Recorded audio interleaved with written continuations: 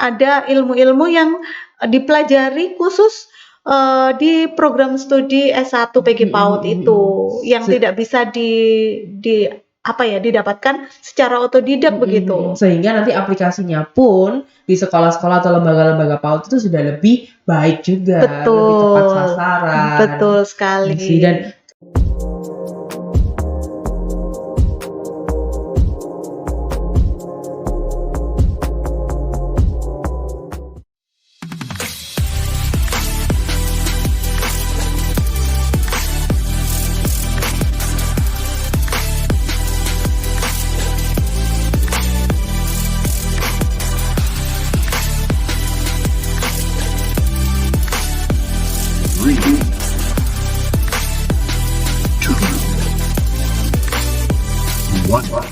Hi people, it's me Jessica di Edu Talk by FKIP UKWMS, dan kali ini kita kedatangan seorang tamu yang adalah Ketua Program Studi dari Pendidikan Guru Pendidikan Anak Usia Dini atau PG PAUD. Kita langsung aja sambut, inilah Ibu Christine Anggraini, Magister Pendidikan. Apa kabar Bu Christine? Kabarnya baik, Miss. Puji Tuhan. Puji Tuhan. Hari-hari yang mendung-mendung ini tetap ceria ya Bu? Iya, selalu itu. Oke. Nah, iya benar, itu yang mau saya tanyakan Bu, kenapa ya biasanya kalau dosen-dosen PAUD itu mostly tuh ceria terus kayak gitu, itu rahasianya apa gitu. Tapi sebelum itu kita cari tahu dulu apa sih PG PAUD ini. Nah, mungkin Bu Christine bisa share dulu. Ya, baik. Terima kasih. Saya mau sharing sedikit ya tentang PG PAUD ya. Jadi PG PAUD itu adalah sebuah prodi, begitu ya. Sebuah prodi di mana kita itu ingin membentuk, begitu kan? Ingin membentuk para mahasiswa, di mana mereka itu adalah rata-rata lulusan dari SMA, begitu, yang punya kerinduan, yang punya ketertarikan untuk mengajar di PAUD. Dan biasanya pada umumnya begitu ya, orang itu ada konsep bahwa yang masuk ke PG PAUD itu adalah cewek-cewek begitu. Tapi tidak menutup kemungkinan mereka juga laki-laki. Kalau mereka memang memiliki ketertarikan untuk mendidik anak usia dini, begitu. Kemudian kenapa sih harus selalu ceria gitu ya, Miss ya? Nah, karena kita tahu bahwa ada karakteristik dari anak usia dini itu, yang pertama pasti dunia anak itu keceriaan. Betul. Kemudian mereka tidak bisa diam, selalu moving, jalan-jalan kemana-mana, lari-lari begitu kan ya. Betul. Selalu ingin tahu. Gitu kan, keingintahuannya mereka itu tinggi begitu kan, ada apa dilihatin, ada apa dicoba, ada apa dicicip, ada apa, nah seperti itu. Nah itu sangat melekat dengan dunia anak, dan kita sebagai guru, sebagai calon-calon pendidik anak usia dini juga harus bisa mendalami karakter-karakter itu supaya kita bisa tahu, oh seperti ini dunia anak, seperti itu. Dan itu adalah kenapa para dosennya khususnya dan juga nantinya mahasiswanya itu selalu didorong untuk tetap ceria ya, tetap aktif gitu ya, di segala situasi gitu ya. Bisa kebayang sih ya kalau nanti anak PAUD-nya itu nangis atau pengen jalan tuh, dosennya atau gurunya harus mengimbangi gitu. Nah, berbicara tentang PAUD nih, yang general dulu Bu ya. PAUD sendiri itu mungkin Edu People juga kurang nih informasinya. Sebenarnya PAUD itu apa sih, levelnya itu di mana? Apakah hanya sebelum TK atau bahkan bahkan baby class yang kita tahu sudah ada di beberapa sekolah sekarang. Nah, PAUD sendiri itu levelnya di mana Bu? Oke, baik. Kalau menurut perundang-undangan begitu ya, Miss ya. Kalau menurut Undang-Undang nomor 3 tahun 2000, nomor 20 tahun 2003 itu menyatakan bahwa pendidikan anak usia dini itu mulai dari usia 0 tahun sampai dengan 6 tahun, di mana anak-anak ini kita beri stimulasi secara keseluruhan begitu ya, menyeluruh begitu kan, baik intelektualnya, kemudian fisiknya, kemudian bahasanya, kemudian pengembangan nilai agama dan moralnya, seninya, secara keseluruhan itu kita buat, maksudnya kita stimulasi mereka mereka supaya mereka itu punya kemampuan nanti saat mereka memasuki jenjang yang lebih lanjut begitu. Jadi usianya itu 0 sampai 6 tahun, Miss. Begitu. Kalau di sekolah berarti levelnya apa aja, Bu? Kalau kita urutkan dari yang paling bawah begitu ya, yang sekarang banyak menjamur nih di mana-mana begitu kan, itu biasanya dari 8 bulan sampai 2 tahun, itu baby class gitu. Kemudian nanti ada lebih naik lagi begitu ya, 2 sampai 3 tahun. Kemudian 3 sampai 4 tahun, 2, 3, 3, 4 ini biasanya sering dikenal dengan playgroup. Gitu, kelompok bermain begitu. Kemudian lebih jenjang lebih tinggi lagi usia 4, 5, 5, 6 itu biasanya TK begitu. Nah, seperti itu. Itu adalah usia-usia di mana anak-anak itu perlu dikembangkan supaya lebih optimal lagi perkembangannya. Kalau dibiarkan sih, kalau ibu-ibu kita dulu, nenek-nenek kita dulu gitu ya, berpikirnya Allah nanti juga bisa sendiri. Betul, bisa sendiri. Tapi kalau kita beri stimulasi, dia akan lebih berkembangnya lebih cepat, lebih baik begitu. Itu sih. Iya, kalau saya coba ingat-ingat mungkin saya sendiri itu dulu nggak pernah Bu ya mengalami baby class, apalagi preschool aja juga enggak gitu ya, langsung ke TK biasanya. Berarti adanya PAUD ini justru menambah kesempatan untuk anak-anak Indonesia sebenarnya untuk lebih cepat dan lebih baik bertumbuh dan berkembang. Betul. Tanpa harus dipaksa ya. Jadi pendidikan untuk anak usia dini ini atau PAUD itu tidak boleh kita berikan stimulasinya secara paksaan begitu, nggak boleh juga. Jadi ya kita ajak mereka bermain yang menyenangkan, yang ceria begitu ya. Oleh karenanya calon gurunya kita juga beri stimulasi supaya mereka selalu ceria, supaya mereka punya ide-ide kreatif begitu ya. Nah, kalau murung gitu kan ya kadang nggak ada kreatifnya sih. Iya, jadi anaknya juga nggak mau ceria juga. Iya, betul. Oke. Nah, kalau tadi PAUD-nya gitu ya, kemudian Bu Susi tadi juga udah cerita sedikit tentang PG PAUD-nya itu seperti apa. Nah, kenapa sebenarnya kita itu harus mempelajari tentang PG PAUD ini sendiri? Atau mungkin kenapa mahasiswa yang lulusan SMA itu harus melanjutkan studi ke PG PAUD? Nah, ya. Jadi begini, karena yang pertama pasti kalau kita bicara untuk studi lanjut begitu ya, itu pasti kan berkaitan dengan prospek kerja. Nah, di sini kita lihat rentang usianya saja panjang ya, tadi ya 0 sampai 6 tahun. Otomatis kan dengan rentang usia yang panjang ini berarti juga ada lembaga-lembaga PAUD yang membuka kelompok-kelompok usia tadi, otomatis kan juga membutuhkan banyak guru tuh di dalamnya. Begitu. Misalnya untuk kelas baby begitu kan, pasti ada gurunya.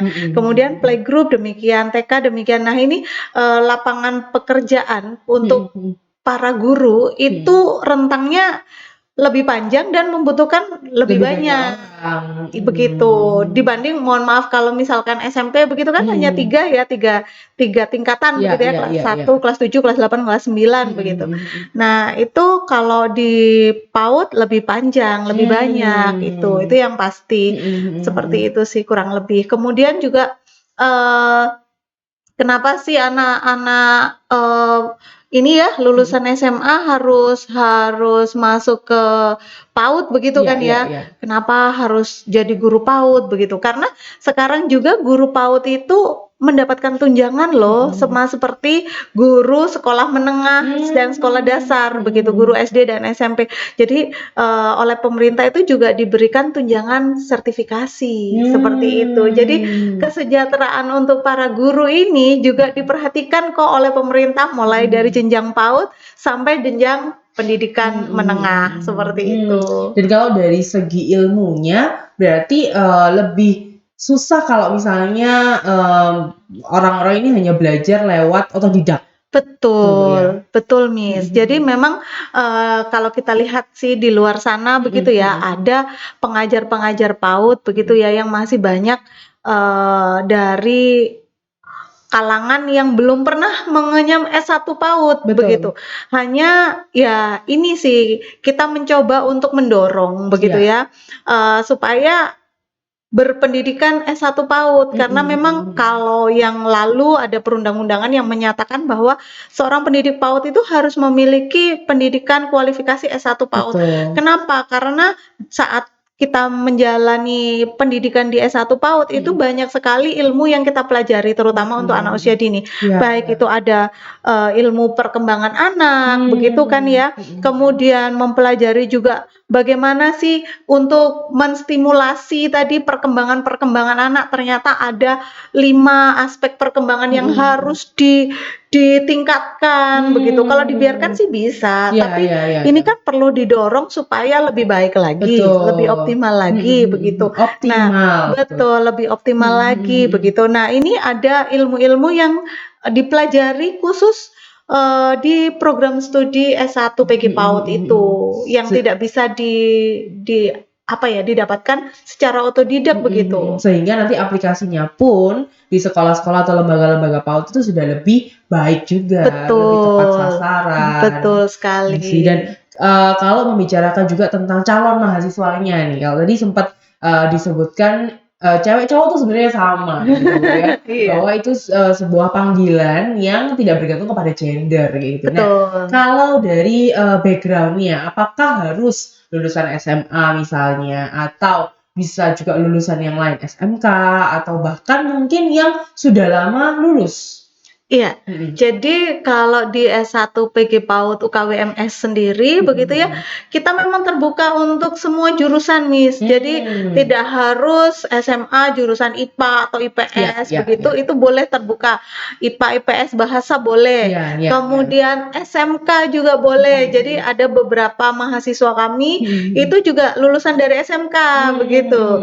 Karena kan di SMK itu banyak juga ya jurusan-jurusannya begitu dan kami sangat terbuka begitu.